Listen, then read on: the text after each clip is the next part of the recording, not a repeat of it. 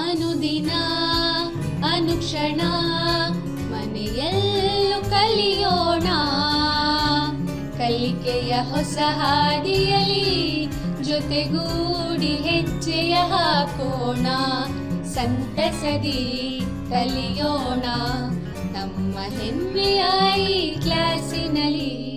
Yes sir. Yes teacher. Present ma'am.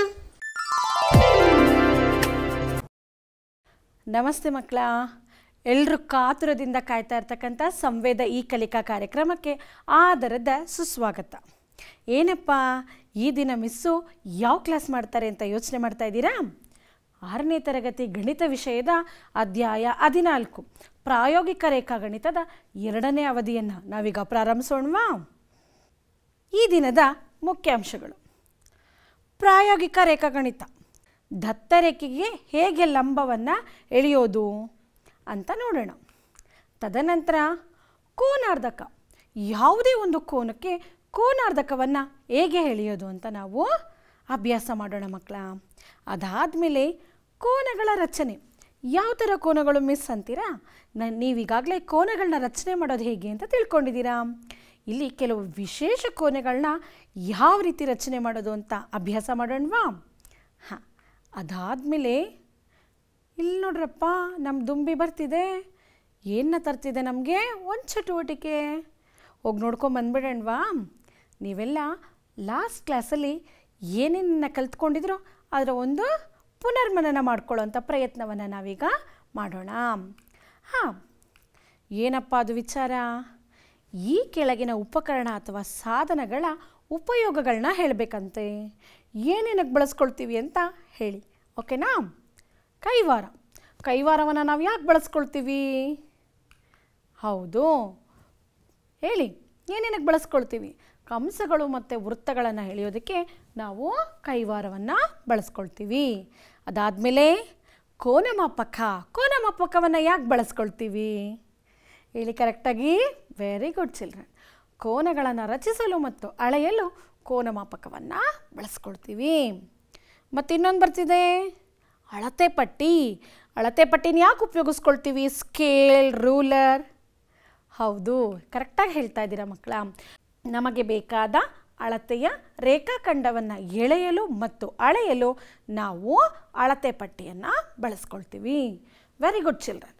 ಈಗ ಈ ಉಪಕರಣಗಳನ್ನು ಏನೇನಕ್ಕೆ ಬಳಸ್ಕೊಳ್ತೀವಿ ಅಂತ ನಾವು ನೆನಪಲ್ಲಿಟ್ಕೋಬೇಕು. ಆಗ ಅವುಗಳ ಸದುಪಯೋಗವೂ ಕೂಡ ಆಗುತ್ತೆ. ತದನಂತರ ಏನಪ್ಪ, ಈ ಸಾಧನಗಳನ್ನ ನೀವು ಹೆಸರಿಸಬೇಕು.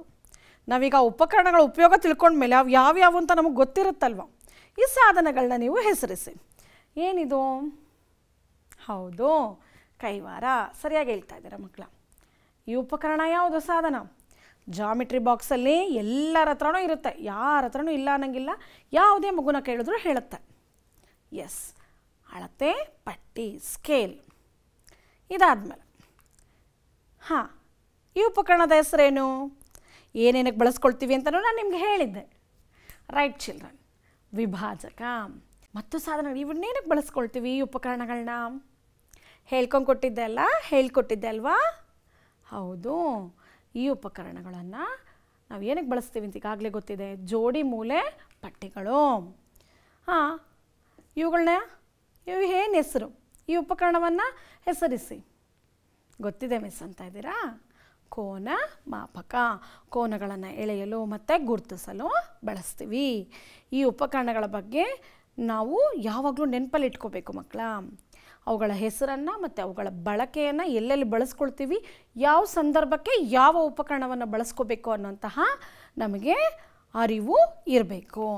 ಈ ಚಿತ್ರಗಳನ್ನ ಒಂದು ಸಲ ಗಮನಿಸಿ ಮಕ್ಕಳ. ನೋಡಿ, ಇಲ್ಲಿ ಕಿಟಕಿ ಬರ್ತಾ ಇದೆ, ಮತ್ತು ಕೆರೆ ದಡದಲ್ಲಿ ಹಾಕಿರ್ತಕ್ಕಂತಹ ಬೇಲಿ ರೀತಿಯ ಕಂಬಿಯಿಂದ ಹಾಕಿರ್ತಕ್ಕಂಥ ರಚನೆ. ಮತ್ತೊಂದು ಕಿಟಕಿ ಇದೆ. ಏನು ಕಾಣಿಸ್ತಿದೆ ಮಕ್ಕಳ? ಅಡ್ಡಗೆರೆ ಇದೆ, ಮತ್ತು ಅದಕ್ಕೆ ಒಂದು ನೇರಗೆರೆ. ಇಂಥ ಗೆರೆಗಳನ್ನ ನಾವು ಏನಂತ ಕರಿತೀವಿ? ಒಂದು ಅಡ್ಡಗೆರೆಗೆ ನೇರವಾಗಿ ಬಂದಿರುವಂಥ ಗೆರೆಗಳು. ಹೌದು, ಈಗ ನಮ್ಮ ಕ್ಲಾಸ್ ರೂಮಲ್ಲೂ ಅಷ್ಟೇ ಅಡ್ಡಗೆರೆಗೆ ಏನಾಗಿದೆ, ಈ ಕಡೆ ನೇರವಾಗಿದೆ, ಈ ಕಡೆಗೆ ನೇರವಾಗಿದೆ. ಇಂತಹ ರೇಖೆಗಳನ್ನು ಅಥವಾ ಗೆರೆಗಳನ್ನು ನಾವೇನಂತ ಕರಿತೀವಿ? ಯು ಆರ್ ರೈಟ್ ಚಿಲ್ಡ್ರನ್, ಲಂಬ ರೇಖೆಗಳು. ನಾವೀಗ ಈ ಲಂಬರೇಖೆಗಳ ಬಗ್ಗೆನೇ ಕೆಲವೊಂದು ಅಂಶಗಳನ್ನ ತಿಳ್ಕೊಳ್ಳೋವಂಥ ಪ್ರಯತ್ನವನ್ನು ಮಾಡೋಣ. ಏನದು ಮಿಸ್ ಅಂತ ಇದ್ದೀರಾ? ಈಗೊಂದು ಪ್ರಾಯೋಗಿಕ ರಚನೆಯನ್ನು ಮಾಡ್ಕೊಂಬಂದ್ಬಿಡೋಣವಾ? ಏನು ಚಟುವಟಿಕೆ ನೋಡ್ಕೊಂಬರೋಣ ಮಕ್ಕಳ. ಒಂದು ರೇಖೆಯ ಮೇಲಿನ ಒಂದು ಬಿಂದುವಿನ ಮೂಲಕ ಎಳೆದ ಲಂಬ, ಅಂದರೆ ಇಲ್ಲೊಂದು ದತ್ತ ರೇಖೆಯನ್ನು ಎಳ್ಕೊಳ್ಳೋಣ. ಆಯಿತಾ? ರೇಖೆ ಅಥವಾ ಕಿರಣ, ಒಂದು ರೇಖೆಯನ್ನು ಎಳ್ಕೊಂಡಿದ್ದೀನಿ.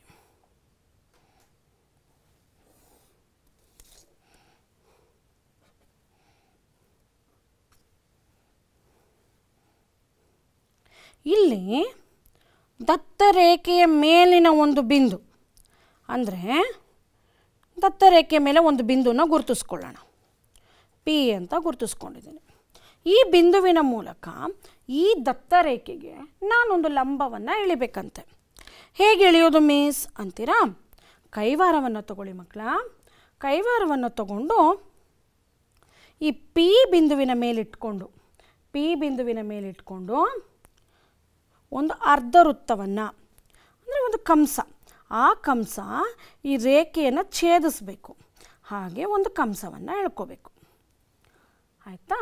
ಈಗ ಪಿ ಬಿಂದುವಿನ ಮೇಲಿಟ್ಕೊಂಡು ನಾನೇನು ಮಾಡಿದ್ದೀನಿ, ಒಂದು ಕಂಸವನ್ನು, ಈ ರೇಖೆಯನ್ನು ಏನು ಮಾಡಬೇಕು, ಆ ಕಂಸ ಎರಡು ಬಿಂದುಗಳಲ್ಲಿ ಅರ್ಧಿಸುವಂತೆ ನಾನು ರಚನೆ ಮಾಡಿದ್ದೀನಿ.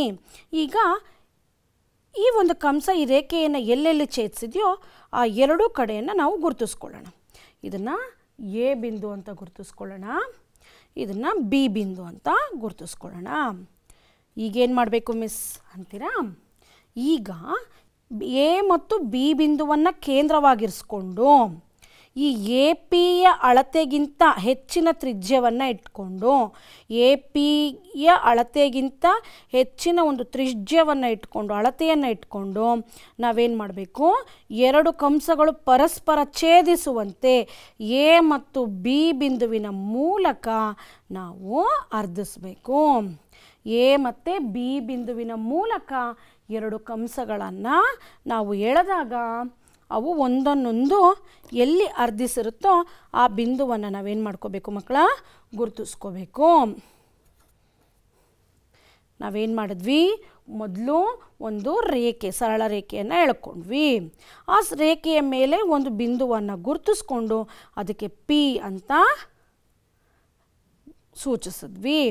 ಆ ಪಿ ಬಿಂದುವನ್ನು ಕೇಂದ್ರವಾಗಿರಿಸ್ಕೊಂಡು ನಾವೇನು ಮಾಡಿದ್ವಿ, ಕೈವಾರದ ಸಹಾಯದಿಂದ ಒಂದು ಕಂಸವನ್ನು ಎಳ್ಕೊಂಡ್ವಿ. ತದನಂತರ ಆ ಕಂಸ ಈ ರೇಖೆಯನ್ನು ಎಲ್ಲಿ ಛೇದಿಸಿರುತ್ತೋ ಆ ಬಿಂದುವನ್ನು ಗುರುತಿಸಿ ಎ ಮತ್ತು ಬಿ ಅಂತ ಹೆಸರಿಸಿದ್ವಿ. ಎ ಮತ್ತು ಬಿಯನ್ನು ಕೇಂದ್ರವಾಗಿರಿಸ್ಕೊಂಡು ಎರಡು ಕಂಸಗಳನ್ನು ನಾವು ಒಂದನ್ನೊಂದು ಛೇದಿಸುವಂತೆ ಹೇಳಿದ್ವಿ, ಕತ್ತರಿಸುವಂತೆ. ಆಗ ದೊರೀತಕ್ಕಂಥ ಬಿಂದುವನ್ನು ಕ್ಯೂ ಅಂತ ಗುರುತಿಸಿದ್ವಿ. ಈಗೇನು ಮಾಡಬೇಕಪ್ಪ, ಈ ಕ್ಯೂ ಬಿಂದು ಮತ್ತು ಪಿ ಬಿಂದು ಒಂದನ್ನೊಂದು ಸಂಧಿಸುವ ಹಾಗೆ ರೇಖೆಯನ್ನು ಎಳಿತಾ ಇದ್ದೀನಿ. ಕ್ಯೂ ಪಿ ರೇಖೆಯು ಎ ಬಿ ನೀಡಿರ್ತಕ್ಕಂಥ ದತ್ತರೇಖೆಗೆ ಅದರ ಮೇಲಿರುವ ಪಿ ಬಿಂದುವಿನ ಮೂಲಕ ಎಳೆದ ಲಂಬ ರೇಖೆಯಾಗಿದೆ. ಎಲ್ಲರಿಗೂ ಕೂಡ ರಚನೆ ಗೊತ್ತಾಯಿತು ಅಂತ ಅಂದ್ಕೊತಾ ಇದ್ದೇನೆ. ಯಾವುದ್ರ ಬಗ್ಗೆ ನಾವು ಪ್ರಾಯೋಗಿಕವಾಗಿ ರಚನೆಯನ್ನು ಮಾಡಿದ್ವಿ? ಹೌದು ಮಕ್ಕಳ, ಯಾವುದ್ರ ಬಗ್ಗೆ ಗೊತ್ತಾಗೋಯ್ತು. ಒಂದು ರೇಖೆಯ ಮೇಲಿನ ಒಂದು ಬಿಂದುವಿನ ಮೂಲಕ ಯಾವ ರೀತಿ ಲಂಬವನ್ನು ಎಳೆಯೋದು ಅಂತ ನೋಡ್ಕೊಂಬಂದ್ವಿ. ನೋಡಿ, ಇಲ್ಲೊಂದು ರೇಖೆ ಇದೆ ನೋಡಿ. ಈ ರೇಖೆಗೆ ನಾವು ಆ ರೇಖೆಯ ಮೇಲೆ ಒಂದು ಬಿಂದುವಿನ ಮೂಲಕ ಲಂಬವನ್ನು ಹೇಗೆ ಎಳೆಯೋದು, ಆ ರೇಖೆಯ ಮೇಲಿರುವಂಥ ಬಿಂದುವಿನ ಮೂಲಕ ಈಗಾಗಲೇ ನಾವು ಆ್ಯಕ್ಟಿವಿಟಿನಲ್ಲಿ ತಿಳ್ಕೊಂಡಿದ್ದೀವಿ. ಇನ್ನೊಮ್ಮೆ ಅದರ ಪುನರ್ಮನನ ಮಾಡ್ಕೊಂಡು ಬರೋಣವಾ? ಎಸ್ ಚಿಲ್ಡ್ರನ್, ನೋಡಿ ಇಲ್ಲಿ ಒಂದು ರೇಖೆಯ ಮೇಲಿನ ಒಂದು ಬಿಂದುವಿನ ಮೂಲಕ ಎಳೆದ ಲಂಬ. ನೋಡಿ, ಮೊದಲು ನಾವೇನು ಮಾಡ್ಕೊಂಡ್ವಿ, ರಚನೆ ಮಾಡುವಾಗ ಹೇಳಿದ್ದೀನಿ, ಒಂದು ರೇಖಾಖಂಡವನ್ನು ಅಥವಾ ಕಿರಣವನ್ನು ಎಳ್ಕೊಂಡ್ವಿ. ರೇಖಾಖಂಡವನ್ನು ಎಳ್ಕೊಂಡಿದ್ದೀವಿ. ಆ ರೇಖಾಖಂಡಕ್ಕೆ ಎ ಬಿ ಅಂತ ಗುರುತಿಸಿದ್ವಿ.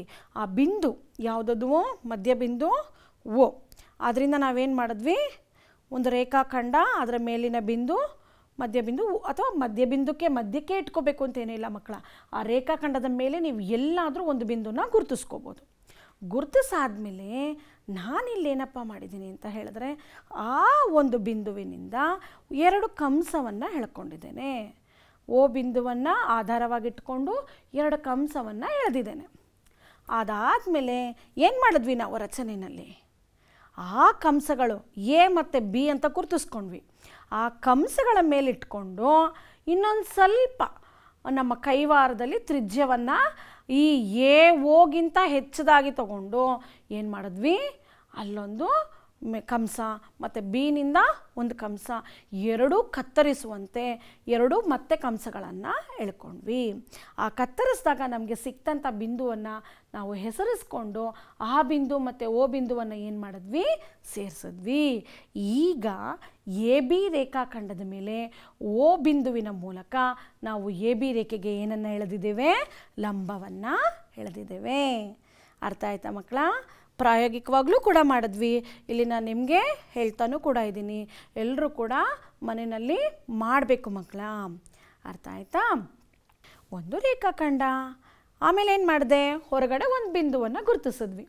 ಆ ಬಿಂದುವಿನಿಂದ ಆ ಒಂದು ರೇಖಾಖಂಡ ಅಥವಾ ರೇಖೆಗೆ ನಾವೇನನ್ನು ಎಳೆದ್ವಿ, ಒಂದು ಕಂಸವನ್ನು ಎಳೆದ್ವಿ. ಆ ರೇಖಾಖಂಡವನ್ನು ಆ ಕಂಸ ಛೇದಿಸಬೇಕು 2 ಬಿಂದುಗಳಲ್ಲಿ. ಹಾಗೆ ಒಂದು ಕಂಸ ಎಳೆದ್ವಿ. ಅದು ಎಲ್ಲಿ ಛೇದಿಸ್ತಾ ಇದೆಯೋ ಅದಕ್ಕೆ ಎ ಮತ್ತು ಬಿ ಅಂತ ಹೆಸರು ಕೊಟ್ವಿ. ಎ ಬಿಂದು, ಬಿ ಬಿಂದು. ಯಾಕೆ ಕೊಟ್ವಿ? ನೆಕ್ಸ್ಟ್ ಏನು ಮಾಡಿದ್ವಿ, ಆ ಎ ಬಿಂದುವಿನ ಮೇಲಿಟ್ಕೊಂಡು ಮತ್ತು ಬಿ ಬಿಂದುವಿನ ಮೇಲೆ ಇಟ್ಕೊಂಡು ಮತ್ತೆ ಕಂಸಗಳನ್ನು ಅವು ಒಂದನ್ನೊಂದು ಕತ್ತರಿಸುವಂತೆ ಎಳೆದ್ವಿ. ಈಗ ತ್ರಿಜ್ಯವನ್ನು ನಾವೇನು ಮಾಡ್ಕೋಬೇಕು, ಸ್ವಲ್ಪ ದೊಡ್ಡದು ಮಾಡಿಕೊಂಡು ಏನು ಮಾಡಿದ್ವಿ, ಒಂದೊಂದೊಂದು ಛೇದಿಸುವಂತೆ 2 ಕಂಸಗಳನ್ನು ಎ ಮತ್ತು ಬಿ ಬಿಂದುವಿನಿಂದ ಎಳೆದ್ವಿ. ತದನಂತರ ಏನು ಮಾಡಿದ್ವಿ, ಆ ಛೇದನ ಬಿಂದು ಮತ್ತು ನಾವೇನು ಗುರುತಿಸ್ಕೊಂಡಿದ್ವಲ್ಲ, ದತ್ತ ರೇಖಾಖಂಡದ ಮೇಲಿಲ್ಲದ ಬಿಂದು, ಹೊರಗಿನ ಬಿಂದು ಪಿ, ಆ 2ನ್ನೂ ಸೇರಿಸೋ ಹಾಗೆ ನಾವೊಂದು ರೇಖೆಯನ್ನು ಎಳೆದ್ರೆ ಆ ರೇಖೆಯು ಈ ರೇಖೆಗೆ ಲಂಬವಾಗಿರುತ್ತೆ, ದತ್ತ ರೇಖೆಗೆ ಏನಾಗಿರುತ್ತೆ, ಲಂಬವಾಗಿರುತ್ತೆ. ಪಿ ಬಿಂದುವಿನ ಮೂಲಕ ಎಳೆದ ರೇಖೆಯು ಏನಾಗಿರುತ್ತೆ, ದತ್ತ ರೇಖೆಗೆ ಲಂಬವಾಗಿರುತ್ತೆ. ಹೀಗೆ ದತ್ತ ರೇಖೆಯ ಮೇಲಿಲ್ಲದ ಒಂದು ಬಿಂದುವಿನಿಂದ ನಾವು ದತ್ತ ರೇಖೆಗೆ ಲಂಬವನ್ನು ಎಳಿಬೋದು ಮಕ್ಕಳ. ಈಗ ಏನಪ್ಪ, ನಮ್ಮ ದುಂಬಿ ಇನ್ನೊಂದು ಕಿರು ವಿಡಿಯೋ ತೊಗೊಂಬರ್ತಾ ಇದೆ. ಏನಿದೆ ಆ ವಿಡಿಯೋದಲ್ಲಿ ಅಂತ ನೋಡ್ಕೊಂಬರೋಣವಾ? ಚಟುವಟಿಕೆ ಮಕ್ಕಳ, ಕೋನಾರ್ಧಕವನ್ನು ರಚನೆ ಮಾಡಬೇಕಂತೆ. ಯಾವ ಕೋನಕ್ಕೆ ಮಿಸ್? ನಾವು ಒಂದು 90 ಡಿಗ್ರಿ ಕೋನವನ್ನು ರಚನೆ ಮಾಡಿಟ್ಕೊಳ್ಳೋಣ ಮಕ್ಕಳ. ಏನು ಮಾಡಬೇಕು ಮಿಸ್ ಅಂತ ಇದ್ದೀರಾ ಮಕ್ಕಳ? ಕೋನಾರ್ಧಕವನ್ನು ರಚಿಸಬೇಕಂತೆ. ಹೌದು, ಹೇಗೆ ರಚನೆ ಮಾಡೋದು? ಇಲ್ಲಿ 90 ಡಿಗ್ರಿಯ ಒಂದು ಕೋನ ಇದೆ ನೋಡಿ. ನಾನು ಓ ಅಂತ ಗುರುತಿಸ್ಕೊಳ್ತಾ ಇದ್ದೇನೆ. 90 ಡಿಗ್ರಿ ಕೋನ, 2 ಕಿರಣಗಳು ಓ ಎ ಮತ್ತು ಓ ಬಿ. ಈ ಓ ಬಿ ಮತ್ತು ಓ ಎ ಕಿರಣಗಳಿಂದ ಉಂಟಾಗಿರ್ತಕ್ಕಂಥ ಕೋನ ಓ. ಈ ಓ ಕೋನ ಎಷ್ಟು ಡಿಗ್ರಿ ಇದೆ ನೋಡಿದ ತಕ್ಷಣ ಗೊತ್ತಾಗ್ತಾ ಇದೆ ನಮಗೆ, 90 ಡಿಗ್ರಿ. ಈ ಕೋನಕ್ಕೆ ನಾವು ಕೋನಾರ್ಧಕವನ್ನು ರಚಿಸಬೇಕಂತೆ. ಹೇಗೆ ಮಿಸ್ ಅಂತ ಇದ್ದೀರಾ? ಅದು ಕೈವಾರ ಮತ್ತು ಅಳತೆ ಪಟ್ಟಿಯನ್ನು ತೊಗೊಳ್ಳಿ ಮಕ್ಕಳ. ಕೈವಾರ ಮತ್ತು ಅಳತೆ ಪಟ್ಟಿಯನ್ನು ಒಂದು 3 ಸೆಂಟಿಮೀಟರ್ ಅಥವಾ 4 ಸೆಂಟಿಮೀಟರ್ ತ್ರಿಜ್ಯವನ್ನು ನಾವು ಇದರಲ್ಲಿ ತೊಗೊಂಡು ಅಳತೆಯನ್ನು ತೊಗೊಂಡು ಓ ಎ ಮತ್ತು ಓ ಬಿ ಕಿರಣಗಳು ಅರ್ಧಿಸುವ ಹಾಗೆ ಕೈವಾರವನ್ನು ಬಳಸ್ಕೊಂಡು ಒಂದು ಕಂಸವನ್ನು ಓ ಬಿಂದುವನ್ನು ಕೇಂದ್ರವಾಗಿಟ್ಕೊಂಡು ಎಳೆದಿದ್ದೇನೆ. ಈಗೇನು ಮಾಡಬೇಕು ಮಿಸ್? ನೋಡಿ ಮಕ್ಕಳ, ಇಲ್ಲಿ ಈ ಕಂಸ ಎಲ್ಲಿ ಅರ್ಧಿಸಿದೆಯೋ ಪಿ ಕ್ಯೂ ಅಂತ ಇಟ್ಕೊಳ್ಳೋಣ. ಈ ಕಂಸವು ಓ ಎ ಕಿರಣವನ್ನು ಅಥವಾ ರೇಖೆಯನ್ನು ಪಿ ಬಿಂದುವಿನಲ್ಲಿ ಅರ್ಧಿಸಿದೆ, ಓ ಬಿ ಕಿರಣವನ್ನು ಕ್ಯೂ ಬಿಂದುವಿನಲ್ಲಿ ಅರ್ಧಿಸಿದೆ. ಈಗ ಪಿ ಮತ್ತು ಕ್ಯೂ ಬಿಂದುವನ್ನು ಕೇಂದ್ರವಾಗಿಟ್ಕೊಂಡು, ಆಗಲೇ ನಾವು ತಗೊಂಡ ಕಂಸಕ್ಕಿಂತ ಸ್ವಲ್ಪ ಹೆಚ್ಚಿಗೆ ಇರೋ ಹಾಗೆ ಗಮನಿಸ್ಕೊಂಡು, ಅಂದರೆ ಒ ಪಿಗಿಂತ ಹೆಚ್ಚಿನ ಅಳತೆಯ ತ್ರಿಜ್ಯವನ್ನು ತಗೊಂಡು ಒ ಪಿಗಿಂತ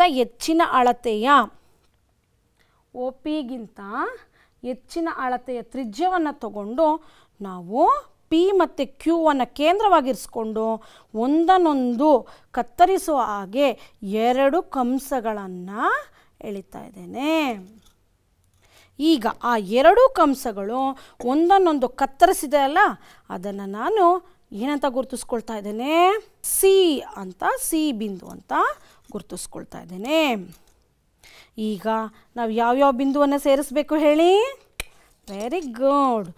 ಓ ಮತ್ತು ಸಿ ಬಿಂದುವನ್ನು ಸೇರಿಸ್ತಾ ಇದ್ದೇನೆ. ಈಗ ಓ ಸಿ ರೇಖೆಯು ಕೋನ ಓವನ್ನು ಅರ್ಧಿಸಿದೆ. ಇಲ್ಲಿ ಕೋನಾರ್ಧಕ ರೇಖೆ ಯಾವುದು? ಎಸ್, ಓ ಸಿ ಕೋನಾರ್ಧಕ ರೇಖೆ. ಓ ಸಿಯು ಕೋನ ಓನ, ಓ ಸಿ ರೇಖೆಯು ಕೋನ ಓವನ್ನು ಅರ್ಧಿಸಿದೆ. ಇಲ್ಲಿ ಓ ಸಿ ರೇಖೆಯು ಕೋನ ಓನ ಕೋನಾರ್ಧಕ ರೇಖೆಯಾಗಿದೆ. ಓ ಸಿ ರೇಖೆಯು ಕೋನ ಓವನ್ನು ಅರ್ಧಿಸಿದೆ. ಎಲ್ರಿಗೂ ಕೂಡ ಪ್ರಾಯೋಗಿಕ ಚಟುವಟಿಕೆ ಇಷ್ಟ ಆಯಿತು ಅಂತ ಭಾವಿಸ್ತಾ ಇದ್ದೇನೆ. ಹೌದಲ್ವಾ? ಏನು ವಿಚಾರವಾಗಿ ತಿಳ್ಕೊಂಡು ಬಂದ್ವಿ ನಾವು? ಕೋನಾರ್ಧಕವನ್ನು ರಚನೆ ಮಾಡಿದ್ವಿ. ಈಗಾಗಲೇ ಗೊತ್ತಿದೆ ಕೋನ ಅಂದರೆ ಏನು? ಯಾವುದೇ 2 ರೇಖಾಖಂಡಗಳ ನಡುವಿನ, ಒಂದನ್ನೊಂದು ಸಂಧಿಸಿದಾಗ ಅವುಗಳ ನಡುವಿನ ಅಂತರ ಅಲ್ವಾ? ಈಗ ನೀಡಿರ್ತಕ್ಕಂಥ ಕೋನಕ್ಕೆ ಕೋನಾರ್ಧಕವನ್ನು ಹೇಗೆ ರಚನೆ ಮಾಡೋದು ತಿಳ್ಕೊಂಡ್ವಿ ಮಿಸ್ ಚಟುವಟಿಕೆಯಲ್ಲಿ ಅಂತ ಇದ್ದೀರಾ? ಮತ್ತೊಮ್ಮೆ ಪುನರ್ಮನನ ಮಾಡ್ಕೊಳ್ಳೋಣ ಮಕ್ಕಳ. ಏನೇನು ಮಾತ್ರ ಬಳಸ್ಕೋಬೇಕಂತೆ ನೀವು ಇಲ್ಲಿ ಕೋನಾರ್ಧಕ ರಚನೆ ಮಾಡೋದಕ್ಕೆ? ಅಳತೆ ಪಟ್ಟಿ ಮತ್ತು ಕೈವಾರ. ಹೇಗೆ ಮಾಡೋದು ನೋಡೋದ್ವಲ್ಲ? ಮೊದಲಿಗೆ ಕೋನ ರಚನೆ ಮಾಡ್ಕೋಬೇಕು. ಒಂದು ಕಿರಣ ಅಥವಾ ರೇಖೆಯನ್ನು ಹೇಳ್ಕೊಂಡ್ವಿ, ಅದಕ್ಕೆ ಎ ಮತ್ತು ಬಿ ಬಿಂದುವನ್ನು ಗುರುತಿಸ್ಕೊಂಡ್ವಿ ಅಲ್ವಾ? ಈಗ ಎ ಬಿಂದುವಿನ ಮೂಲಕ ಎಷ್ಟು ಡಿಗ್ರಿ ಕೋನವನ್ನು ನಾನು ಇಲ್ಲಿ ರಚನೆ ಮಾಡ್ತಾ ಇದ್ದೇನೆ? 60 ಡಿಗ್ರಿ ಕೋನವನ್ನು ರಚನೆ ಮಾಡಿದ್ದೇನೆ. ಈಗ ಈ 60 ಡಿಗ್ರಿ ಕೋನಕ್ಕೆ ನಾವೇನು ಎಳಿಬೇಕಂತೆ? ಕೋನಾರ್ಧಕ.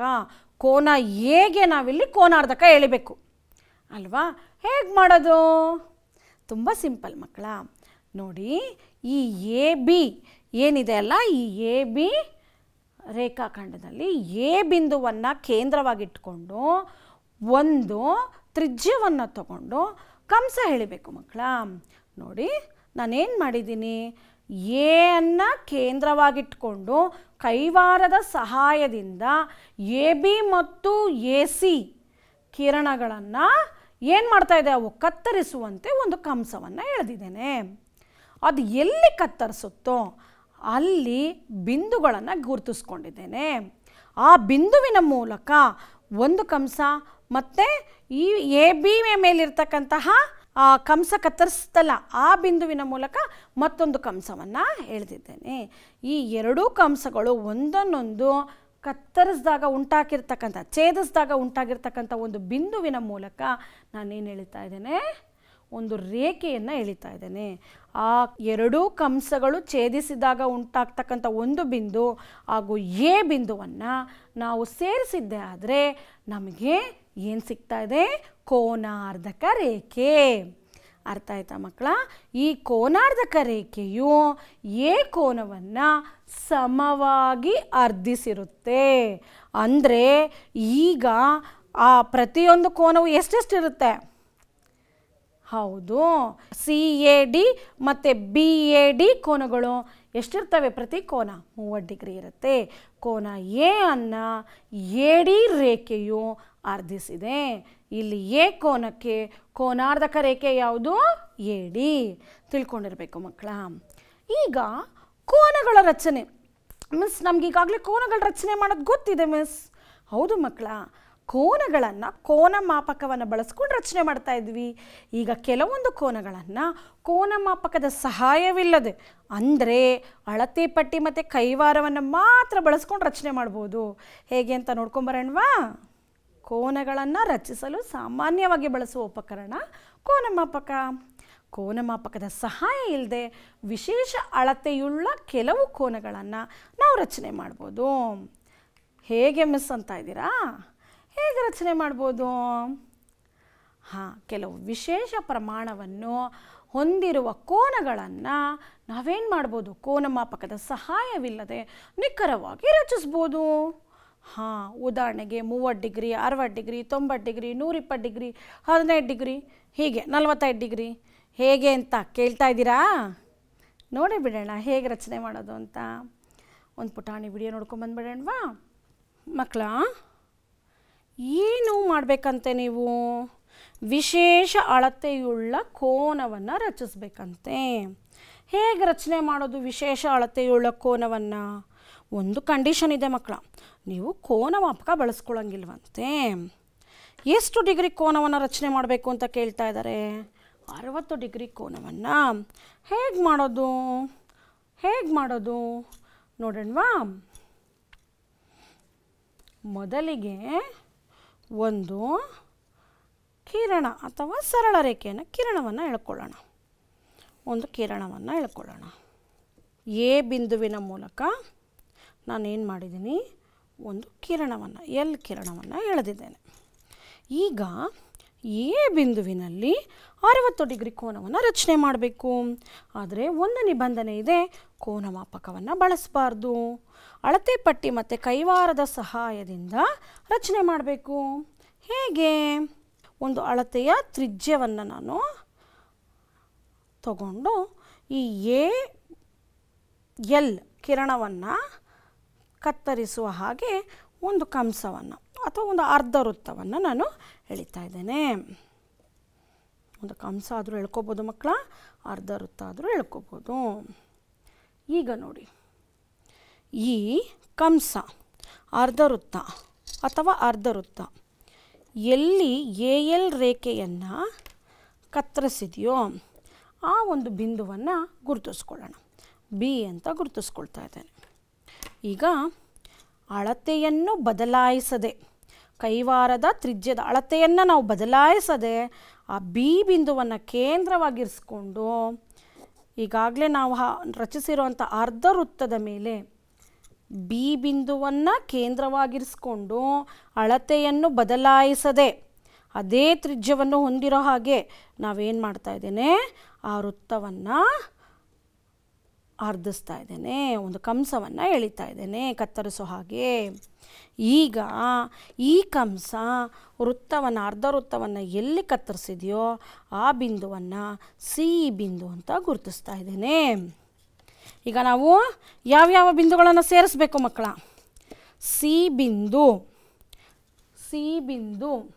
ಮತ್ತು ಎ ಬಿಂದುವನ್ನು, ಸಿ ಮತ್ತು ಎ ಬಿಂದುವನ್ನು ಸೇರಿಸಿದಾಗ ನಮಗೇನು ದೊರೀತಾ ಇದೆ?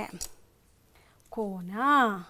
ನಾವು ಈ ರೀತಿ ರಚನೆ ಮಾಡಿದಾಗ ನಮಗೆ ಏರ್ಪಟ್ಟಿರುವಂಥ ಕೋನ ಎಷ್ಟು ಡಿಗ್ರಿ ಆಗಿರುತ್ತೆ? 60 ಡಿಗ್ರಿ. ನಾವು ಕೋನಮಾಪಕದ ಸಹಾಯದಿಂದನೂ ಕೂಡ ಅಳತೆ ಮಾಡಿದಾಗ ನಿಖರವಾಗಿ 60 ಡಿಗ್ರಿ ಇರುತ್ತೆ. ಏನು ಮಾಡಿದ್ವಿ? ಮೊದಲಿಗೆ ಎಲ್ ಕಿರಣವನ್ನು ರಚಿಸ್ಕೊಂಡ್ವಿ. ಎಯನ್ನು ಕೇಂದ್ರವಾಗಿರಿಸ್ಕೊಂಡು ಒಂದು ಅಳತೆಯ ತ್ರಿಜ್ಯವನ್ನು ನಾವು ತಗೊಂಡು ಏನು ಮಾಡಿದ್ವಿ? ಒಂದು ಅರ್ಧ ವೃತ್ತವನ್ನು ರಚಿಸಿದ್ವಿ. ಅದು ಎಲ್ ಅನ್ನು ಎಲ್ಲಿ ಛೇದಿಸ್ತಾ ಇದೆಯೋ ಅಥವಾ ಕತ್ತರಿಸ್ತಾ ಇದೆಯೋ ಆ ಬಿಂದುವನ್ನು ಬಿ ಬಿಂದು ಅಂತ ಇಟ್ಕೊಂಡು ಅಳತೆಯನ್ನು ಬದಲಿಸದೆ ಅದೇ ತ್ರಿಜ್ಯದಿಂದ ಆ ಅರ್ಧ ವೃತ್ತವನ್ನು ಕತ್ತರಿಸ್ತಾ ಇದ್ದೀವಿ. ಆ ಕತ್ತರಿಸಿದಾಗ ಸಿಗ್ತಕ್ಕಂಥ ಬಿಂದುವನ್ನು ಸಿ ಅಂತ ಗುರುತಿಸ್ಕೊಂಡ್ವಿ. ಈಗ ಸಿ ಮತ್ತು ಎ ಬಿಂದುವನ್ನು ಸೇರಿಸಿದಾಗ ನಮಗೆ ಎ ಸಿ ಮತ್ತು ಎ ಬಿ ಮೂಲಕ ದೊರೆತಿರ್ತಕ್ಕಂಥ ಕೋನ, ಇವುಗಳ ನಡುವೆ ದೊರೆತಿರುವ ಕೋನ ಎಷ್ಟಾಗಿರುತ್ತೆ ಮಕ್ಕಳ? 60 ಡಿಗ್ರಿ. ಎ ಸಿ ಮತ್ತು ಎ ಬಿ ರೇಖೆಗಳ ನಡುವಿನ ಕೋನ ಎಷ್ಟಿರುತ್ತೆ? 60 ಡಿಗ್ರಿ. ಅರ್ಥ ಆಯ್ತಾ ಮಕ್ಕಳ? Very good. ಪ್ರಾಯೋಗಿಕವಾಗಿ ಕೋನಗಳನ್ನು, ವಿಶೇಷ ಅಳತೆಯುಳ್ಳ ಕೋನಗಳನ್ನು ರಚನೆ ಮಾಡೋದನ್ನು ತಿಳ್ಕೊಂಬಂದ್ವಿ. ಇನ್ನೊಮ್ಮೆ ಹೇಗೆ ಅಂತ ನೋಡೋಣವಾ? ಕೋನದ ರಚನೆ. ಇಲ್ಲಿ ನಾವೇನನ್ನು ಬಳಸ್ಕೊಳ್ತಾ ಇದ್ದೀವಿ? ಅಳತೆ ಪಟ್ಟಿ ಮತ್ತು ಕೈವಾರವನ್ನು ಮಾತ್ರ ಬಳಸ್ಕೊಳ್ತಾ ಇದ್ದೇವೆ. ಎಸ್ ಚಿಲ್ಡ್ರನ್, ಅಳತೆ ಪಟ್ಟಿ ಮತ್ತು ಕೈವಾರದ ಸಹಾಯದಿಂದ ನಾವು ರಚನೆ ಮಾಡೋಕೆ ಹೊರಟಿದ್ದೀವಿ. ಇಲ್ಲಿ ನೋಡಿ, ಓ ಬಿಂದುವನ್ನು ಕೇಂದ್ರವಾಗಿ ಇಟ್ಕೊಂಡು ಒಂದು ರೇಖೆಯನ್ನು ಎಳೆದಿದ್ದೇನೆ, ಒಂದು ಕಿರಣವನ್ನು ಎಳೆದಿದ್ದೇನೆ. ಎಲ್ ರೇಖೆ ಅಥವಾ ಎಲ್ ಕಿರಣ ಅಂತ ನಾವು ಹೇಳ್ತೀವಿ. ಈಗ ಏನಪ್ಪ ಮಾಡೋದು? ಓ ಬಿಂದುವನ್ನು ಕೇಂದ್ರವಾಗಿಟ್ಟುಕೊಂಡು ಓ ಎಲ್ನ ಅರ್ಧಕ್ಕಿಂತ ಹೆಚ್ಚಿಗೆ ಅಥವಾ ಅರ್ಧ ತ್ರಿಜ್ಯವನ್ನು ಬಳಸ್ಕೊಂಡು ನಾವು ಒಂದು ಕಂಸ ಹಾಕಬೇಕು, ಕಂಸವನ್ನು ಎಳಿಬೇಕು. ಏನು ಮಾಡ್ತಾ ಇದ್ದೀನಿ, ಕಂಸವನ್ನು ಎಳೆದ್ವಿ.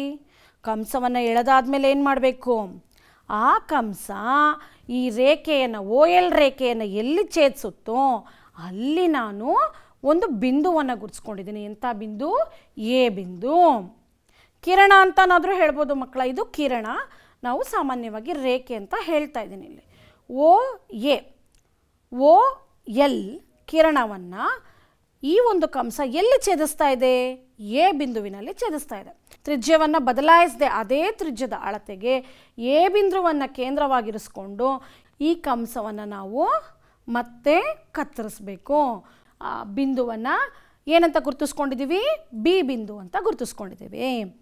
ಈಗ ಓ ಮತ್ತು ಬಿ ಬಿಂದುವನ್ನು ನಾವು ಸೇರಿಸಿದ್ದೇ ಆದರೆ ನಮಗೆ ಎಷ್ಟು ಡಿಗ್ರಿ ಕೋನ ಸಿಗ್ತಾ ಇದೆ, ಯು ಆರ್ ರೈಟ್, 60 ಡಿಗ್ರಿಯ ಕೋನ ದೊರೀತಾ ಇದೆ.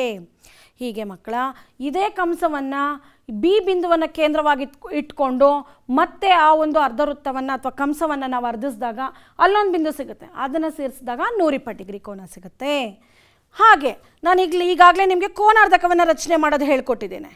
ಈ ಒಂದು 60 ಡಿಗ್ರಿ ಕೋನವನ್ನು ಮತ್ತೆ ನಾವು ಅರ್ಧಿಸಿದ್ವಿ ಅಂದರೆ ನಮ್ಗೆ ಎಷ್ಟು ಡಿಗ್ರಿ ಸಿಗುತ್ತೆ, 30 ಡಿಗ್ರಿ ಸಿಗುತ್ತೆ. 30 ಡಿಗ್ರಿನ ಮತ್ತೆ ನಾವು ಕೋನಾರ್ಧಕ ಸಹಾಯದಿಂದ ಅರ್ಧಿಸಿದ್ರೆ 15 ಡಿಗ್ರಿ ಸಿಗುತ್ತೆ.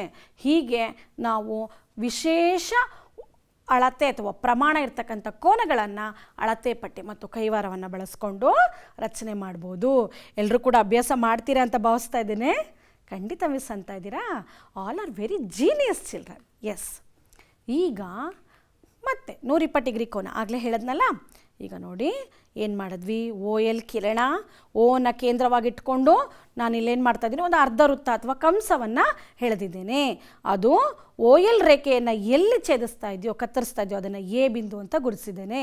ಮತ್ತು ಎ ಬಿಂದುವಿನ ಮೂಲಕ ಅದೇ ಅಳತೆಯ ತ್ರಿಜ್ಯದ ಸಹಾಯದಿಂದ ಆ ಕಂಸವನ್ನು ಅರ್ಧ ವೃತ್ತವನ್ನು ಕತ್ತರಿಸೋ ಹಾಗೆ ಕಂಸ ಎಳೆದಿದ್ದೇನೆ. ಬಿ ಅಂತ ಗುರುತಿಸಿದ್ದೇನೆ.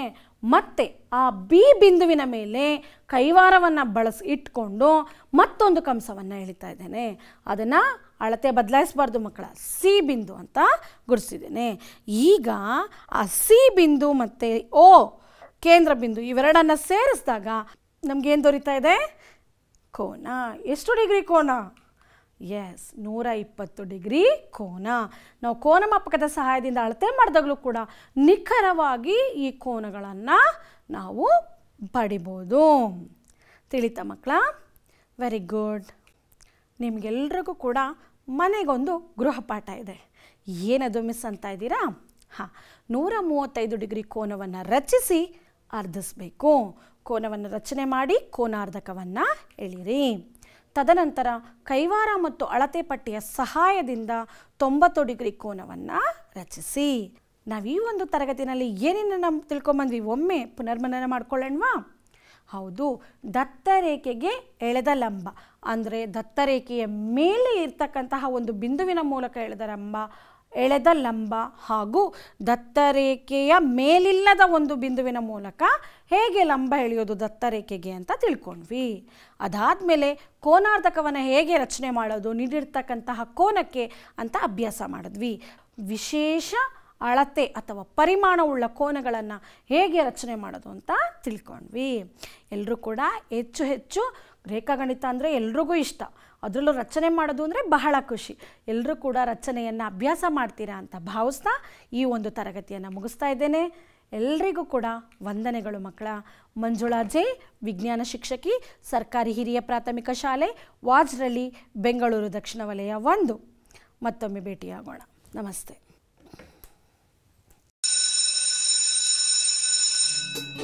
ಅನುದಿನ ಅನುಕ್ಷಣ ಮನೆಯಲ್ಲೂ ಕಲಿಯೋಣ, ಕಲಿಕೆಯ ಹೊಸ ಹಾದಿಯಲ್ಲಿ ಜೊತೆಗೂಡಿ ಹೆಜ್ಜೆಯ ಹಾಕೋಣ.